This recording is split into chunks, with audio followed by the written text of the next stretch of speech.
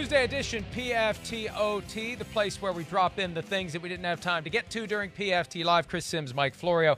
And, you know, one thing that we need to talk about, there's a very large man now playing for the New York Jets. And so large that when he showed up in pads, I think people were stunned at how big he is. Mekhi Becton, the new left tackle in New York, really their first marquee left tackle since D'Brickashaw-Ferguson retired a little prematurely. This is what they need, Chris, the offensive line. If that offense is going to work, if they're going to get value out of Le'Veon Bell, they need a great offensive line. Now, look, Mekhi Becton isn't going to solve all five spots, but it's an indication that they're making the investment. Joe Douglas, the GM of the team, building from the inside out, right, not from the outside in, trying to win the way that teams that are successful always win. Having a better offensive line and a better defensive line. That's right, and that's why we're talking about it, because I think this is, you know, one of the staples or, you know, things to look forward to if you're a Jets fan in the Joe Douglas, Adam Gase era going forward. You know, Joe Douglas, you know, we talked about it before. He comes from Baltimore. He comes from Philadelphia. What do? They kick people's butts up front. That's what their mantras have been, those two teams, for, you know, here in just in the recent past. And really longer than that with the Ravens. So, yeah, this is the mark that Joe Douglas has made. His first pick ever is a mountain of a man, and we're talking about it. Yeah, why? Because he's a top 10 pick and all of that, yes. But we heard the rumblings from Jets players after the first padded practice yesterday about just the sheer presence of the man and then, you know, the size and physicality of the man. You know, this is no Stay Puft Marshmallow Man. I'll tell you that much. This is a big guy who likes being big and likes being mean. And I think it's just something to look at to kind of set forth the new attitude that we might see from the Jets a little bit, which is exciting. I mean, they couldn't open up a hole for anything last year for Le'Veon Bell. You know, but this year you talk about Mekhi Becton and George Fant in free agency and Connor McGovern, a big-time guard from the Denver Broncos. You know, Alex Lewis, who was in Baltimore before. You know, Greg Van Roten. So they've made a very quiet, under-the-radar value signings with a top 10 pick at left tackle to improve their offensive line to where I think it is going to make their offense better and have a different look this year, because I think they'll be able to depend on that O-line to pass protect more, keep people out in routes, and, of course, open up some holes in the run game. And think back to what Quentin Nelson's presence meant for the Colts a couple of years ago. You get that one guy who comes in and is going to be mean, and he's going to kick ass, and he's going to set the tone. Setter. Yeah. And the other four guys are going to be the same way. They become a bunch of street fighters. I mean, look, here's the thing. Even though we have seen over the past 11 years the NFL skew toward a much kinder and gentler game, a game that is very sensitive to the potential for long-term trauma, head issues, etc., when you're talking about creating running lanes, when you're talking about protecting the quarterback, it is still a very physical game. And you have to muster the will to go bust someone. You have to be able to grab a very large, strong man across from you and throw him onto the ground. You have to have the mindset to do it. And Mekhi Becton is going to set that tone for the Jets, ideally, and allow them to be able to get the most out of Le'Veon Bell, be able to get the most out of Sam Darnold, be able to get the most out of their receivers if the offensive line can get it done, like Quentin Nelson helped the Colts build that wall you're so fond of. Yeah, well, you're right, though. He was the attitude setter. You know, it took a good offensive line to where we went, whoa, they're like a game-changing offensive line now, and now you can play the game through them. So you can have all these great, you know, schematics in the pass game and all this creative stuff. That's great. Every now and then you're going to play a defense that's got, you know, scheme or a creative coach to take away some of those schematics. And what the good teams usually have to fall back on is to go, okay, some of our tricks and creativity is not working today, but we still got just good old smash mouth football where we're going to come downhill and bust your mouth and run for 5 yards at a clip. You know, like New Orleans, they're a great example of that the last few years. Oh, okay, yeah, Drew Brees, Michael Thomas not working today. Hey, we can run the ball. Let's just get back to basics, be physical, blow people off the line of scrimmage, do that. You know, it just gives you another option in which way to run your team. And really, when you have a tough offensive line, it usually filters through to the rest of the team. Because like you said, when you have one or two badasses, for lack of a better phrase, on that offensive line, the rest of the offensive line starts to join in on the badassness, right? They're all like, oh, I like this guy. He's tough. He's mean. I'm going to be like him and be a jerk on the field too and start playing to the whistle and pushing people in the ground. But what also happens is then your defensive line and your linebackers start to get that same attitude because they're sick of going against these freaking guys every day and getting smushed into the ground and doing that. So now it creates an attitude for them. And that's when you then go, ooh, we're starting to get a really physical football team. It's part of the magic of the Baltimore Ravens for the last 20 years, right? I mean, it just seems like every year they've had the biggest, meanest offensive line, and then, in turn, they have a big, mean defensive line because they got to go against those guys. And the attitude is set forth, on a daily basis. Offensive line sets the attitude for practice. They really do. If they're kind of having an easy day and going, ooh, we're going to take care of our body, the defensive line will join in on that fun and just go, okay, yeah, let's take it easy today. That's cool. If the offensive line is firing out and being jerks, it makes the D-line go, damn, okay, you're going to ruin my practice and I'm going to get made fun of on film here. I got to dig in and start to match the intensity level, and it only helps the rest of your football team. That's right, and it gets you ready for Sunday.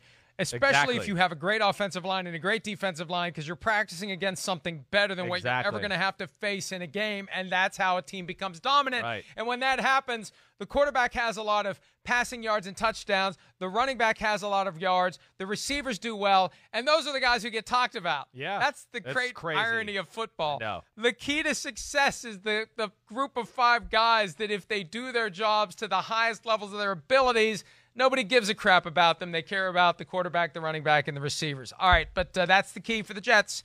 They need this badly. Joe Douglas, the GM of the team now, needs to show that he can build the team the right way. They have had so many failures from a personnel standpoint over the past 10 years or longer.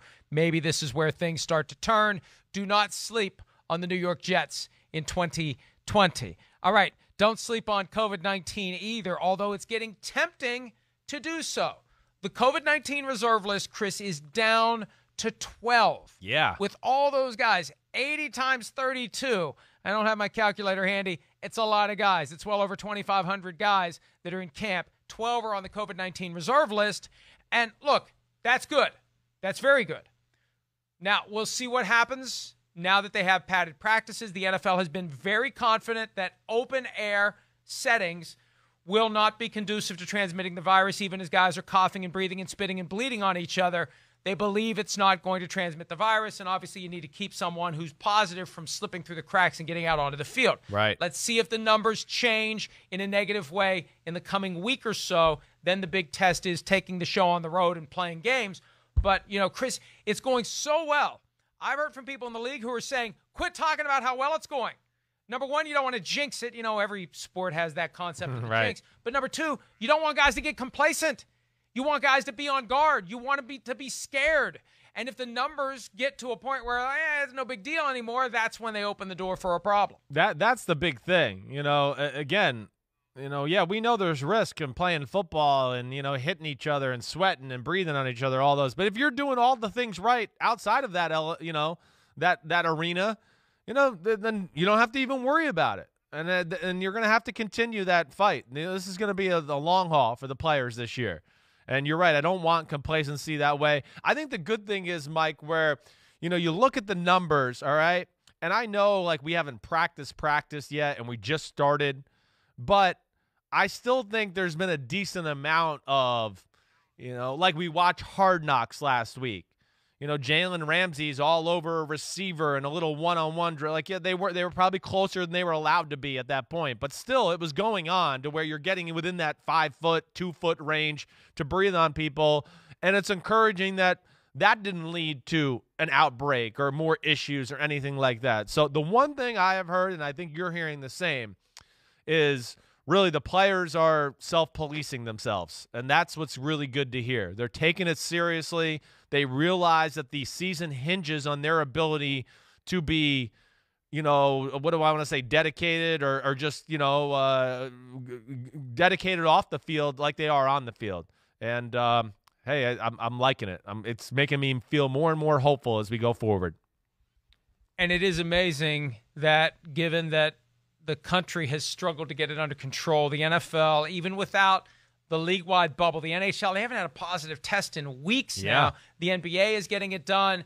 Baseball is having their struggles. And I think in a weird sort of way, baseball was the wake-up call for the NFL. I think you're right. To the extent that anyone needed to know that this isn't something to mess around with. Even if you say, well, I'm not going to get sick, it doesn't matter if you don't get sick. You ain't going to play. If you're positive, you're not going to play. So that desire to be available for your teammates, to be available to be out there, that's caused guys to do what they need to do. But you're right, Chris. The challenge is, can they sustain it?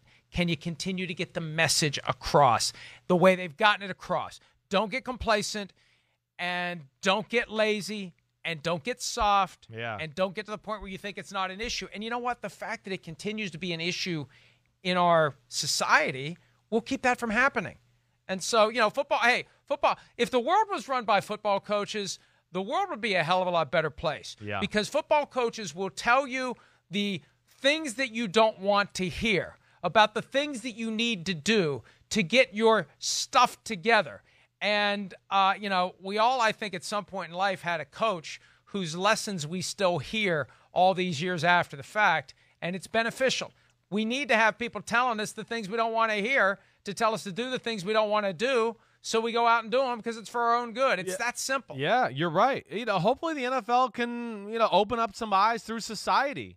And maybe society can look at it and go, wait, here's college football. They're not doing anything. And wait, there's outbreaks with a lot of teams and things like that.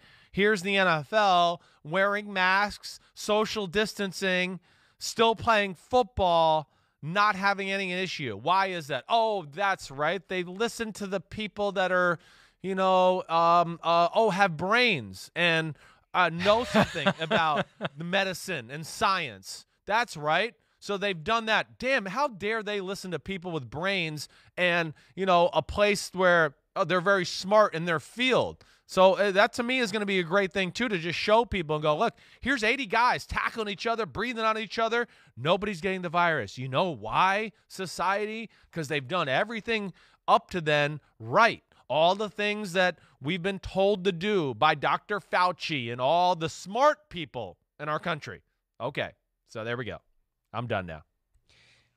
Sometimes it is that simple, and hopefully the NFL becomes. And as we're talking about it, Chris, I mean, they're really, again, let's not put the cart before the horse.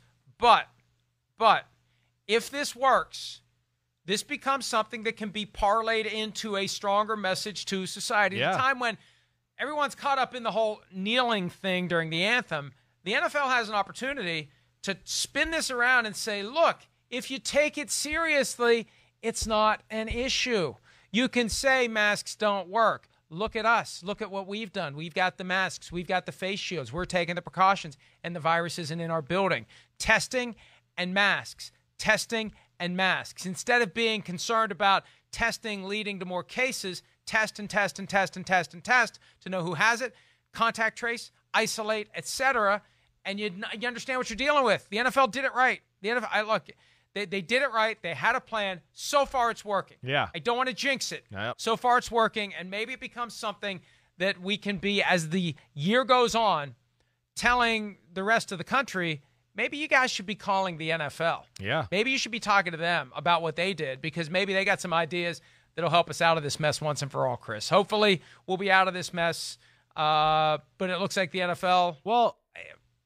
I feel like I'm jinxing it by saying it, but it looks like the NFL is going to avoid you're the worst jinxing of it, and it looks you like are. we're going to get our games. But it just, you're fine. right. We're showing again. It's just, do things the right way, and we can get back to normal. We can get, not it's going to be totally normal, but we can start going that direction if we do things the right way. I see it here, like again in the New York, Connecticut area, as I've told you. People are still really diligent about it. They are. When I get out of work here and go home, I'm going to see people in Stamford, Connecticut, and they'll be everybody on the sidewalks going to be wearing masks, doing those type of things. I see more cars on the road going into New York City, going into work, doing those type of things. So life is getting there, but you got to be able to make a few sacrifices. Nothing's perfect. Wear a mask, be smart, wash your hands, stay away from people. Don't go in a mosh pit. I don't know. Just common sense to things to do during a pandemic. No mosh pits for you, okay? At a KISS concert. No mosh pits for me. lest I jinx it any further, I think this is an appropriate point to end it for today. We'll be back tomorrow with a new edition of PFT Live. We'll be posting updates around the clock at ProFootballTalk.com. Everyone stay safe, be smart, and look to the NFL for the guidance on the things that you need to do to limit the spread of this virus, and maybe we'll all get to the other side of this thing sooner than later. Everybody have a great day. We'll see you tomorrow. See ya.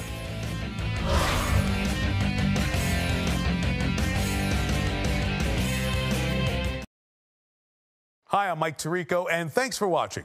Make sure to hit subscribe for the latest news and highlights from NBC Sports.